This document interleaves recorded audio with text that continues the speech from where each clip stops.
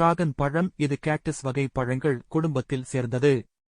India, தென்னிந்தியா, Asia, Africa மற்றும் Latin அமெரிக்காவில் இந்த பழம் பரவலாக வளர்க்கப்படுகிறது. வண்ணமயமான தோல், அசாதாரண வடிவம் மற்றும் சத்தான உள்ளடக்கம் இதனை விவசாயிகளுக்கும் உணவு பரிபூரணத்திற்கு ஆர்வமுள்ளவர்களுக்கும் பிரபலமாக்கியுள்ளது.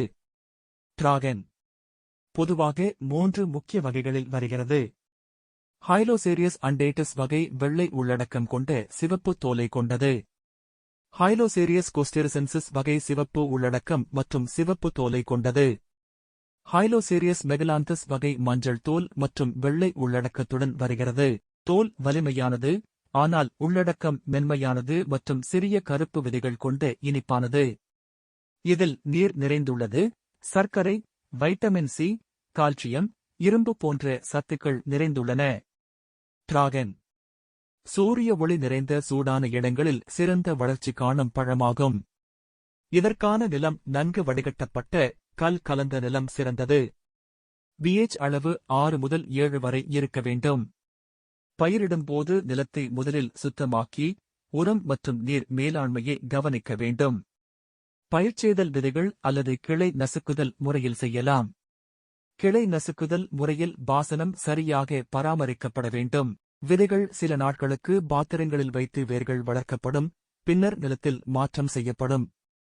டிராகன் அதிக நீர் தேவை இல்லாத பழமாகும், ஆனால் பூச்சிகள் மற்றும் வேர்க்கிருமிகளால் பாதிக்கப்படாமல் சீரான பாசனம் தேவை. மழை பருவங்களில் நிலம் நிறைய ஈரமானால் வேர் காய்ச்சல் ஏற்பட வாய்ப்பு உள்ளது. பண்டைய மற்றும் நவீன விவசாய முறைகளில் நிலக்கரி உரம் மற்றும் நச்சில்லாத எருது உரம் பயன்படுத்தி உற்பத்தியை அதிகரிக்கலாம். வளர்ச்சிக்காக சத்தான உரம் மாதம் தவறாமல் வழங்கப்பட வேண்டும். டிராகன் வளர்க்கும் போது ஸ்கேல் இன்செக்ட்ஸ், மீலிபக்ஸ் போன்ற பூச்சிகள் மற்றும் ஆந்த்ராக்னோஸ், ஸ்டெம் ரோட் போன்ற பூஞ்சை நோய்கள் கவனிக்கப்பட வேண்டும். இயற்கை பூச்சிக்கொல்லிகள் மற்றும் நீர் மேலாண்மை இந்த நோய்களை கட்டுப்படுத்த உதவும்.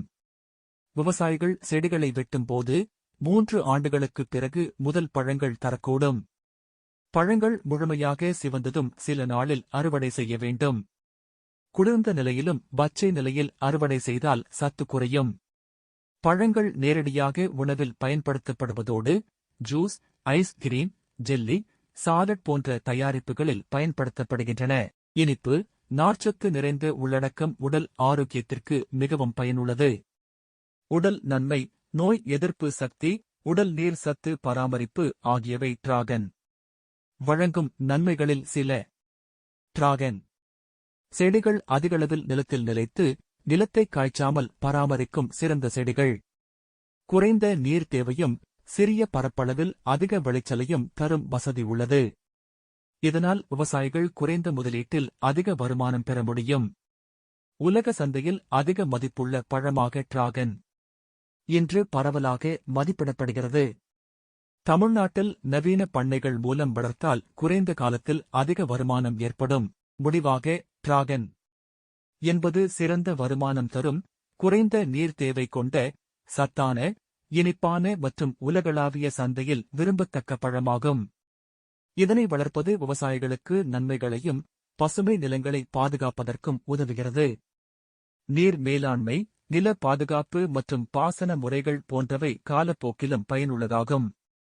டிராகன் பழம் நவீன மற்றும் பாரம்பரிய விவசாயிகளுக்கு நல்ல வருமானம் தரும் மட்டுமல்ல, அதன் உடல் ஆரோக்கிய நன்மைகளும் பெரிதாக உள்ளன.